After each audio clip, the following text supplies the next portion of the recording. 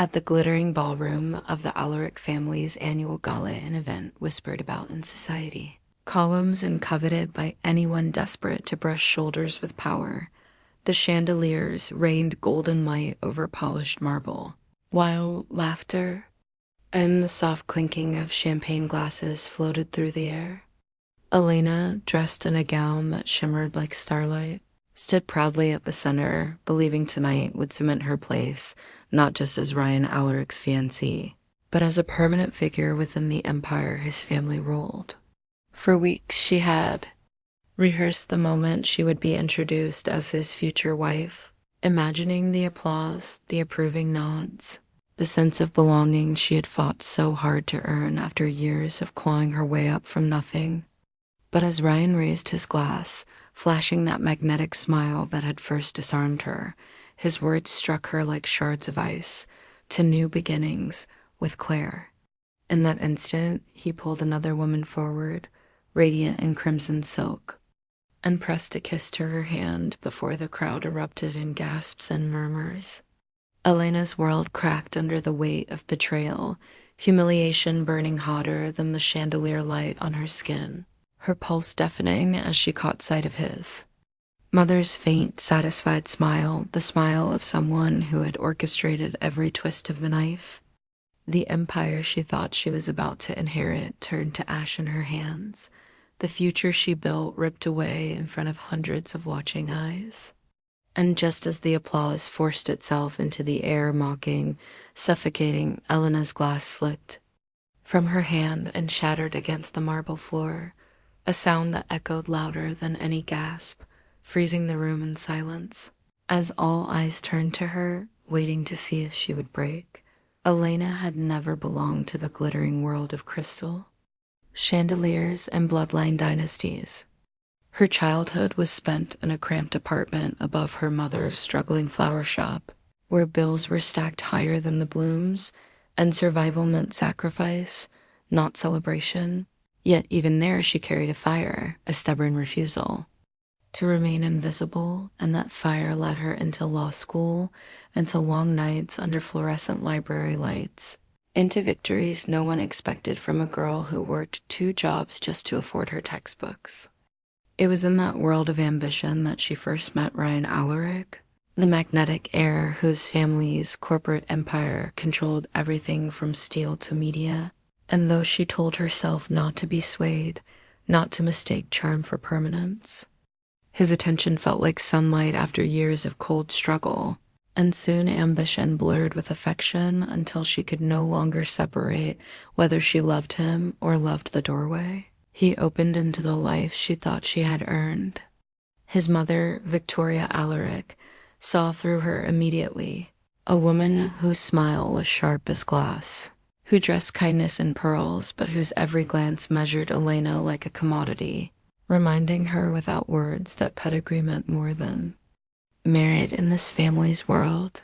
Her only refuge was Naomi, her closest friend since childhood, a fellow fighter who understood Elena's hunger and her fear, who warned her gently that power given by others could be taken just as quickly, but Elena, desperate for a future she could not build alone, ignored the warning bells. Around her swirled rivals like Claire Donovan, the daughter of an oil tycoon, who seemed to glide effortlessly through every room, already groomed to fit the mold Elena was desperately trying to fill. And though Elena laughed off the comparisons, a seed of insecurity took root, watered by every subtle jab, every whisper of not good enough that she pretended not to hear. And beneath it all lay the wound that had always haunted her, the night her father walked out without explanation, leaving only silence in his place, a silence that grew into the belief that she was never enough to be chosen, never enough to be kept. And so when Ryan proposed, when he slid that diamond onto her trembling hand, she clung to the moment not just as love, but as proof that she had finally been seen, finally been claimed, finally worthy. But the empire she stepped into was a maze of expectations and unspoken rules, where loyalty was a currency and vulnerability a liability, And though she told herself she could play their game, part of her always feared that one wrong step would send her crashing back into the life she fought so hard to escape.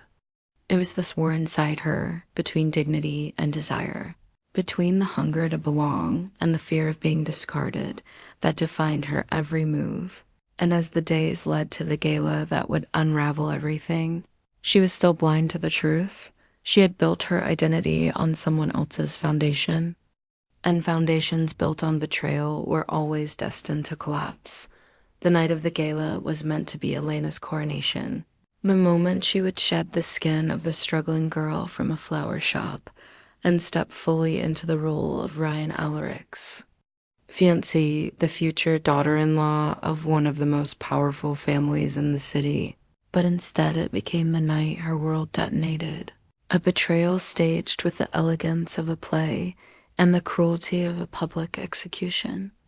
The chandeliers rained light over polished marble floors, and as the orchestra swelled, Elena stood at Ryan's side with her hand tucked in his arm, her heart a fragile bird beating wildly against her ribs, certain that in minutes he would announce her as his bride-to-be before a sea of cameras and glittering socialites.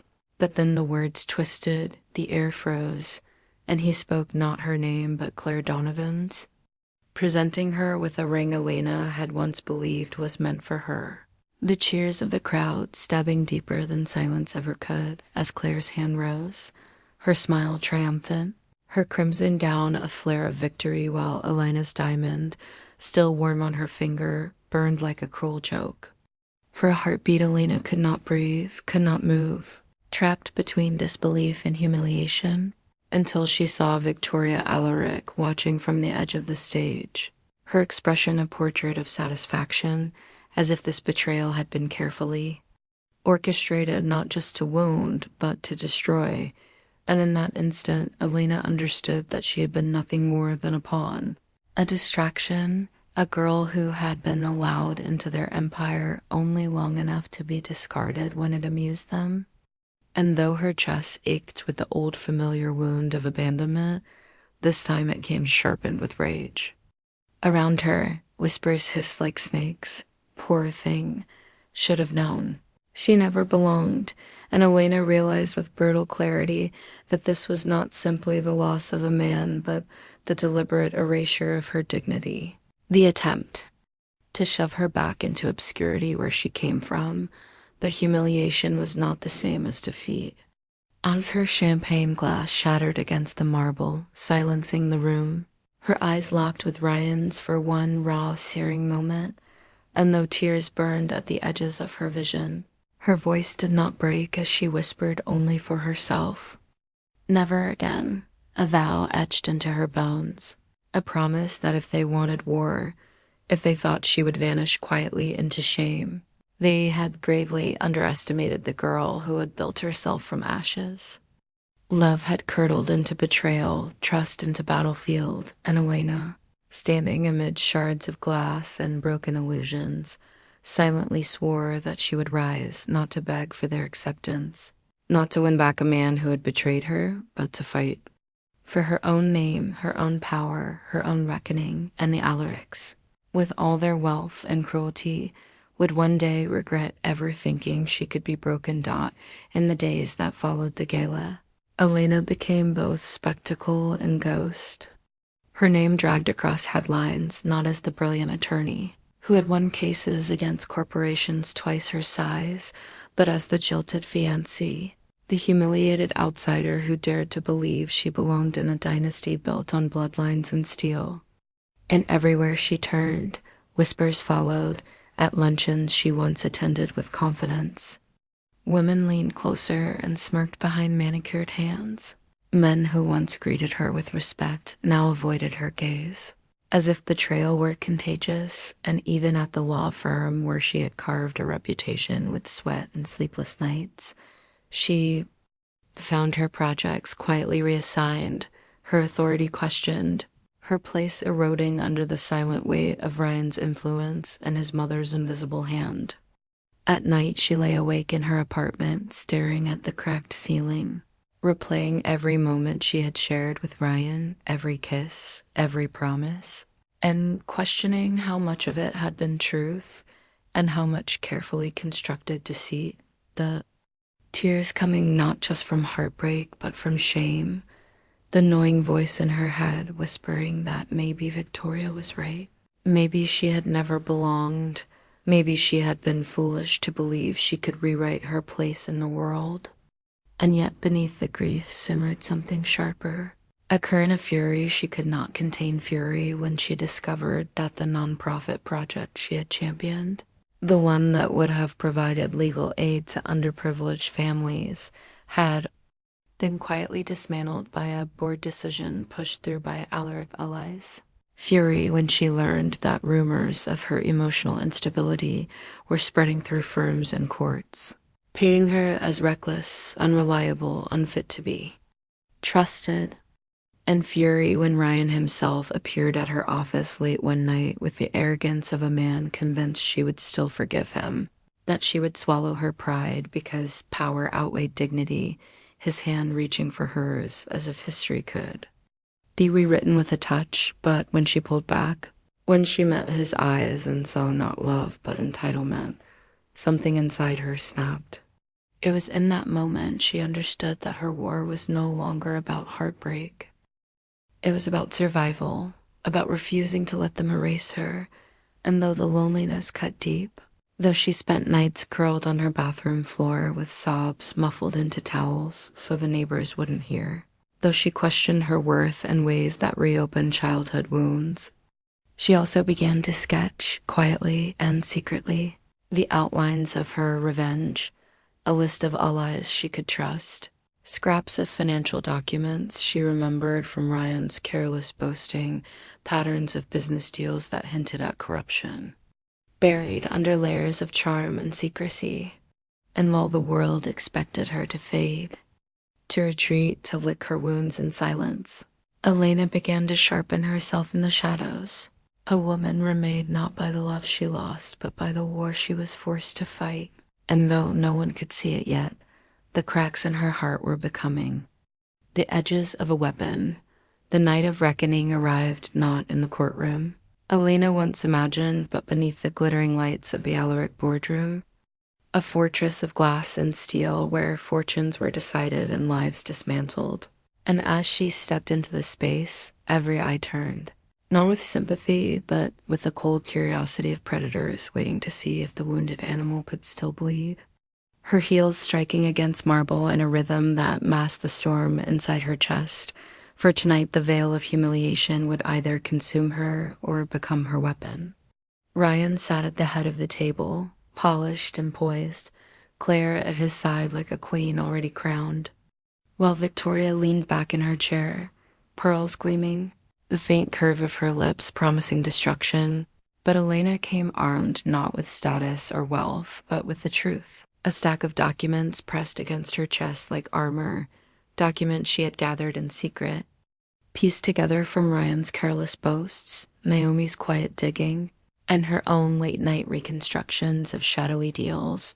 And when she laid them out one by one, the falsified contracts, the offshore accounts siphoning millions, the manipulated charities that lined Alaric pockets instead of funding causes, they were no longer whispers or suspicions, but undeniable proof. Her voice steady as she exposed every betrayal, not just of love, but of law, of morality, of empire. The room crackled with disbelief and fury, Ryan's mask shattering as he rose to his feet, shouting that she was bitter, unstable, nothing but a scorned woman seeking revenge. His words echoing the very gossip that had once broken her. But Elena did not flinch, not this time, and when she turned to Claire, the so-called perfect replacement, her voice sliced the air with the revelation that the accounts in Claire's name were among the most damning. Proof that Ryan's loyalty was not love but convenience, that Claire herself had been used as a shield in his empire of fraud. Gasps erupted like gunfire, board members scrambling to distance themselves, lawyers whispering frantic calculations of damage. And Victoria, for the first time, lost her composure, rising with fury in her eyes as though she could silence the storm with sheer will. But Elena, the girl they thought could be broken, looked her straight in the eye and said, "You taught me everything I needed to know about power, and now it's yours that's crumbling." The shouting turned into chaos, Ryan lunging across the table in a desperate attempt to seize the files. Security surging forward, Claire's shrieks cutting through the cacophony as she realized she was no savior but a pawn. And in the madness, cameras flashed. The media had been tipped off, their lenses capturing every second of the dynasty's unraveling. The humiliation no longer Elena's but theirs, broadcast for the world to see. And in that explosive moment, as Ryan was dragged back by guards, his empire cracking under the weight of exposure, Elena felt the shift like a tide turning. The girl who had once been discarded in public humiliation now stood tall as the storm. And though her heart still bore scars of betrayal, she knew with unshakable certainty that she had taken back her voice, her dignity, her power, leaving the Alarics to drown in the very darkness. They had once tried to bury her in the weeks after the boardroom erupted, and the Alaric Empire began to crumble under the weight of its own corruption. Elena found herself walking through a city that once mocked her and now whispered her name with awe. Her face no longer the symbol of humiliation splashed across tabloids, but of the woman who had dared to shatter an untouchable dynasty.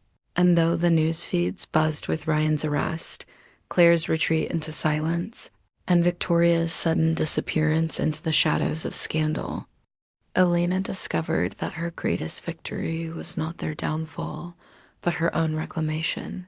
The slow, steady rebuilding of the self she had nearly surrendered.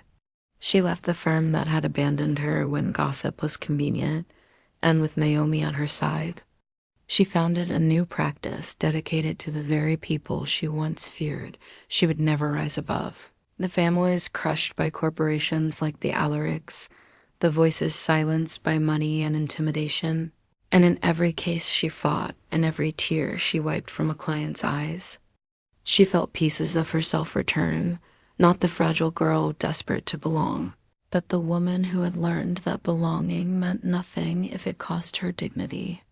There were nights still when the old wounds ached, when she would sit alone on her balcony with tea cooling in her hands and remember the warmth of Ryan's touch, the promises he made, the vision of a life she once thought she wanted, and sometimes the grief pressed so heavy it stole her breath.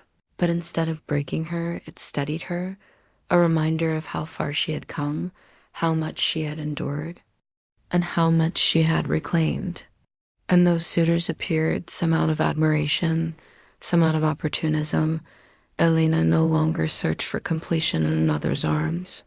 She chose instead to build slowly, to let love come if it was honest, if it was equal, if it honored the fire she carried rather than tried to contain it, and whether or not it came, she knew she was already whole. The Alarics remained as cautionary ghosts in the background, Ryan pleading through lawyers for mercy, Claire a figure of pity more than triumph, Victoria clinging desperately to fragments of reputation, but none of them held power over her anymore. Their downfall not a spectacle she savored, but a chapter she closed with finality, for revenge had been necessary. But healing was her true victory. And so, on a quiet evening, as the city lights shimmered against the horizon and her law book sprawled across her desk, Elena smiled, not the brittle mask she once wore at galas, not the trembling smile of a girl desperate to be chosen, but a soft, certain curve of lips belonging to a woman who had chosen herself, who had walked through betrayal and fire and come out unscarred but unbroken, stronger for every fracture, freer for every loss. And as her phone buzzed with a new case file from Naomi and a message of gratitude from a client who could now keep their home, she whispered to the night, "This is mine," a vow not of revenge but of ownership, of life, of power reclaimed. And in that stillness the final victory was clear. She had been abandoned, humiliated and betrayed, But she had risen, and nothing, no dynasty, no lover, no enemy, could ever take her voice away again. The city had quieted into a soft hum by the time Elena found herself standing on the balcony of her modest apartment, a far cry from the marble halls and glittering chandeliers where her story of betrayal had begun. Yet it was here, in the stillness above the sleeping streets, that she felt more powerful than she ever had in all those gilded rooms, the cool May air brushing against her skin like a promise of freedom. On the small table beside her sat a worn shoebox, its edges frayed, inside it the relics of a past she had carried 2 long photos of her and Ryan smiling under artificial lights. Scraps of handwritten notes, the velvet ring box that once represented her imagined future, and one by one she pulled them out. Not with tears now, but with a steady calm, feeding them into the small flame of a candle until the paper curled and turned to ash, until the diamond, stripped from its box, lay cold and meaningless in her palm before she dropped it into the flame, and watched the fire spit and swallow its false brilliance. For a long while she simply stood there, the smoke rising into the night like a farewell, her chest rising not with grief but with release, and as she leaned on the railing, gazing at the horizon where the first hints of dawn touched the sky, she thought not of what she had lost but of what she had gained, the strength to stand alone, the courage to face herself without masks, the dignity of knowing she had survived betrayal without becoming its prisoner. Somewhere below, laughter echoed from a passing group of strangers, a reminder that life moved on, and for the first time she did not feel left behind but part of it, ready to step into whatever came next on her own terms. Her phone buzzed with a message from Naomi, just 2 words, "We won," signaling another small victory for the practice they had built together, another proof that her fight was no longer about survival but about impact, about using her scars to carve a path for others. And as she set the phone aside, she whispered to herself, sometimes love is not about winning someone's heart, it's about not losing your own. The words settling into her like truth she had always known but only now believed. She smiled then, a soft, quiet smile that carried no bitterness, no need for revenge, only peace, only power. And as the first rays of sunlight spilled across the skyline, painting the city gold, Elena turned back inside, leaving the ashes behind, walking into the new day not as the girl who had been betrayed,